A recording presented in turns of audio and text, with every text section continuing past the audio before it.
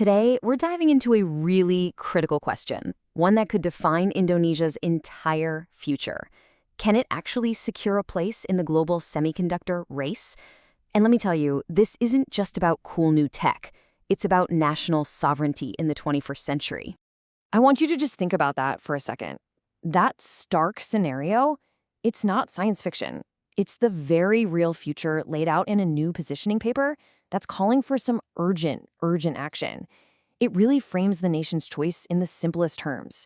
You either become a technology producer or you're stuck as a permanent consumer.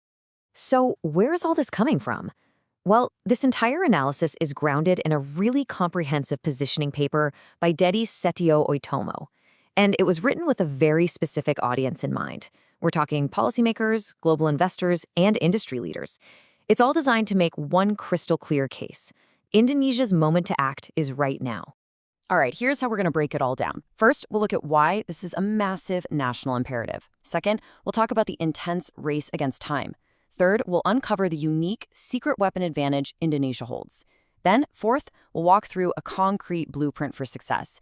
And finally, we'll see why this is truly a defining do-or-die moment. Okay, so let's start with the most basic question of all. Why are we even talking about these tiny pieces of silicon? Why are they so fundamentally important? Well, the paper puts it really plainly. Semiconductor chips are the new oil. But here's the kicker. Unlike oil, they have no substitute. Think about it. Without these chips, there's no AI, no electric vehicles, no 5G, and no modern national defense. They are, quite literally, the bedrock of the entire digital world.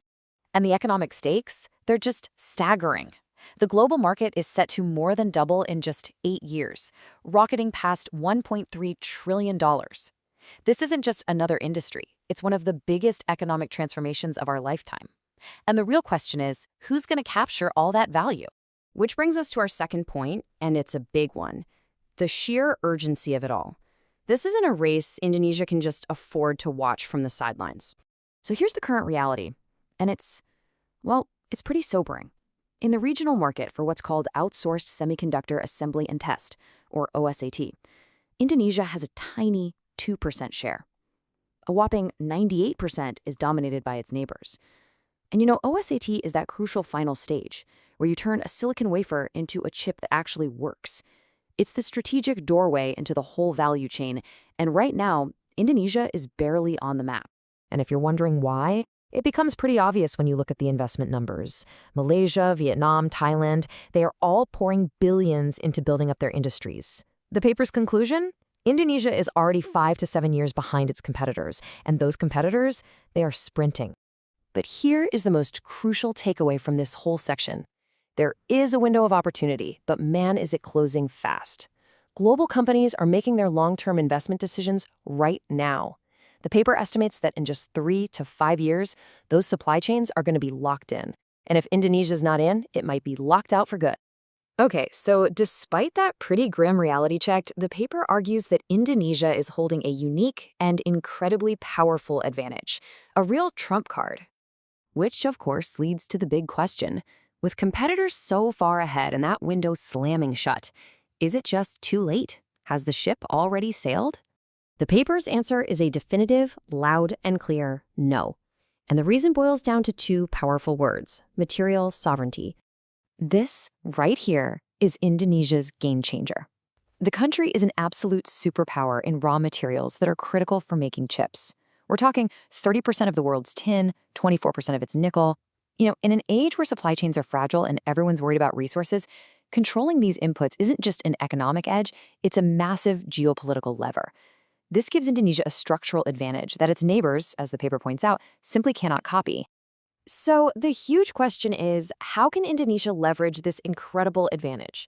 Well, this brings us to the blueprint, a pragmatic, actionable plan to turn all that potential into reality. Now, the proposed strategy is all about being smart. It's not about trying to compete with giants like Taiwan on the most advanced bleeding-edge chips. I mean, that would cost something like $20 billion. No. The focus is on a proven, profitable sweet spot, mastering mature technologies for things like cars and power management, plus advanced packaging.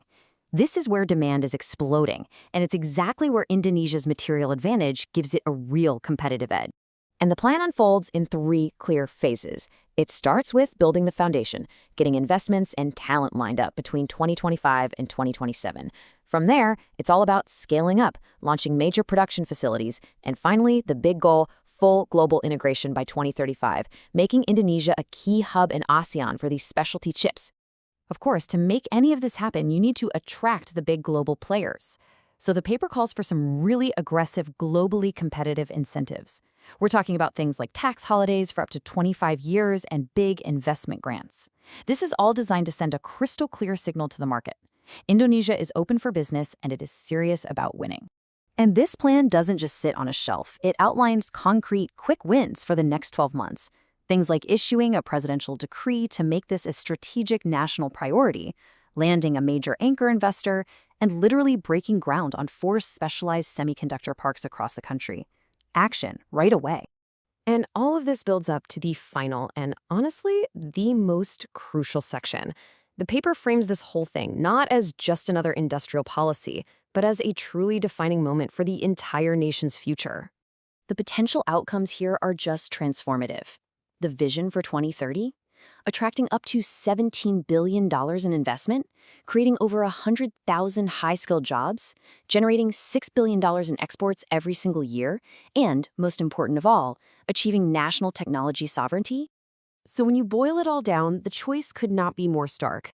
One path leads to becoming a regional powerhouse.